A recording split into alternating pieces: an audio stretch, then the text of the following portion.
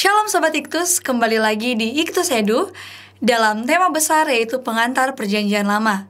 Kali ini kita akan membahas mengenai Kitab Ratapan. Kitab Ratapan adalah kitab unik dalam perjanjian lama yang berisi 5 syair dari seorang penulis yang tidak diketahui namanya atau penulisnya. Kitab ini merefleksikan kembali tentang pengepungan Yerusalem oleh Babel dan kehancuran yang mengakibatkannya. Jatuhnya Yerusalem ke pembuangan adalah sejarah bencana yang paling dahsyat bangsa Israel. Syair ratapan yang ada bukan hal yang unik, karena ada banyak syair-syair lain yang juga terdapat dalam Kitab Mazmur salah satunya. Syair-syair ini merupakan sebuah bentuk protes, salah satu cara juga untuk menarik perhatian semua orang termasuk perhatian Tuhan juga terhadap hal-hal yang buruk yang terjadi dan tidak bisa ditoleransi lagi. Kitab ini juga merupakan proses yang berisi syair yang menunjukkan proses emosi dan wadah untuk menyuarakan kebingungan. Syair dalam kitab ratapan ini juga mencoba mengungkapkan, mencoba mengekspresikan sesuatu yang tidak dapat diekspresikan. Penyair juga mengumpamakan Yerusalem sebagai putri Sion, di mana seorang putri Sion yang meratap dan hatinya hancur dan tidak ada yang dapat menghiburnya. Itu mungkin merupakan intermezzo sedikit mengenai kitab ratapan. Selanjutnya kita masuk ke dalam pendahuluan dari kitab ini. Kitab ratapan ini diekspresikan dalam sebuah cara yang negatif melalui motif yang ditinggalkan oleh Allah. Nah, dari zaman Nabi Yehezkiel, di sini telah tersaksikan bagaimana kepergian kemuliaan Allah dari Bait Suci di Yerusalem karena orang-orang di dalamnya yang melanggar, termasuk juga melanggar seperti penyembahan berhala, secara terang-terangan. Teman-teman bisa membacanya dalam Yehezkiel 9 ayat 9, Yehezkiel 10 ayat 18 sampai 19. Kitab ratapan merupakan bahasa Latin Vulgata, yaitu eka yang diartikan sebagai betapa. Bisa digunakan untuk pembukaan nyanyian Israel. Kitab ratapan termasuk bagian ketiga dari kanon Ibrani, yaitu tulisan-tulisan. Kitab ratapan ini juga berada dalam 5 kitab mengikuti kitab yang dibacakan setiap hari raya Yahudi, yaitu kitab Kidung Agung, Rut, Ratapan, Pengkhotbah, dan Ester. Selanjutnya kita masuk ke dalam kepenulisan kitab ratapan.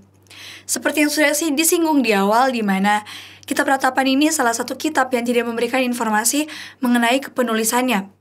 Namun, kitab ratapan ini memberikan informasi mengenai perkiraan penulisannya, di mana diperkirakan kitab ratapan ditulis dalam kurun waktu antara tahun 586 sampai 575 sebelum Masehi, tidak lama setelah jatuhnya Yerusalem. Kitab ratapan ini terbagi atas 5 pasal dan bersifat seruan hati dan getaran perasaan Nabi Yeremia atas kehancuran Yerusalem. Yeremia dikenal sebagai nabi yang menangis karena gairahnya yang sangat dalam bagi bangsanya dan kota mereka. Teman-teman bisa membacanya dalam Ratapan 3 ayat 48 sampai 49. Kesedihan dan dosa bangsanya dan juga penolakan mereka akan Allah juga diungkapkan oleh Yesus ketika ia mendekati Yerusalem dan melihat masa depan di mana mereka akan hancur oleh orang Romawi. Teman-teman bisa membacanya dalam Lukas 19 ayat 41 sampai 44. Karena penolakan orang Yahudi terhadap Mesias, Allah menggunakan bangsa Romawi untuk menghukum umatnya. Allah tidak bersuka cita ketika menghukum anak-anaknya. Yesus Kristus yang disediakan sebagai jalan keluar bagi para pendosa menjadi wujud belas kasihannya Allah yang besar kepada umatnya. Selanjutnya, kitab ini juga memiliki ciri khas, di mana kitab ini menjelaskan dengan jelas mengenai syair-syair duka sang nabi. Jadi, kitab ratapan ini sudah jelas sekali dari judulnya, yaitu ratapan. Tentu isinya syair-syair yang berisi kedukaan, tangisan, kesedihan yang sangat jelas dari sang nabi. Kitab ini juga dengan hidup menggambarkan emosi dan perasaan orang-orang yang sungguh-sungguh mengalami musibah atas kehancuran Yerusalem dan runtuhnya bait Allah. Kalau teman-teman mengulang lagi di kitab Yeremia, teman-teman bisa melihatnya di mana di kitab Yeremia telah dijelaskan mengenai bangsa Babel yang membawa bangsa Israel ke dalam pembuangan sehingga kota Yerusalem hancur dan mereka juga membakar bait Allah. Di situ ratapan-ratapan orang-orang yang ada di sana, emosi-emosi mereka terluapkan dalam kitab ratapan ini. Kemudian, secara tepat kitab ini juga berakhir dengan nada pertobatan dan harapan untuk pemulihan. Jadi di kitab ratapan ini berakhir dengan seruan pertobatan dan juga adanya harapan untuk mengalami pemulihan.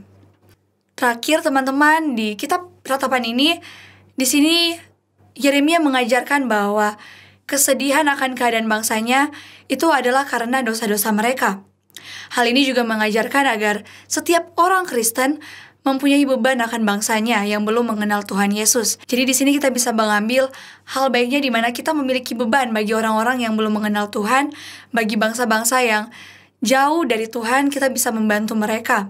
Kemudian adanya juga kehancuran kota Yerusalem. Di sini merupakan pernyataan penghukuman Allah atas dosa bangsa Israel. Dengan demikian berarti Allah juga pasti akan menghukum anaknya yang berbuat dosa. Di sini juga ditunjukkan bagaimana keadilan Allah. Di tengah-tengah kemurahan hatinya, belas kasihannya, Allah juga memiliki sikap keadilan di sini. Jadi kalau ada orang yang berbuat dosa, tentu Allah juga harus menegakkan keadilannya dengan menghukumnya. Kemudian dalam keadaan yang penuh penderitaan, Yeremia juga berdoa untuk memohonkan pertolongan dari Allah. Di sini Yeremia sangat memiliki belas kasihan bagi bangsa-bangsa ini sehingga Yeremia mendoakan mereka agar mendapatkan pertolongan dari Allah. Demikian pula lah hendaknya setiap orang percaya memohon pertolongan dari Allah ketika mengalami penderitaan. Teman-teman, sekian penjelasan mengenai kitab ratapan. Sekian dari saya, terima kasih. Tuhan Yesus memberkati.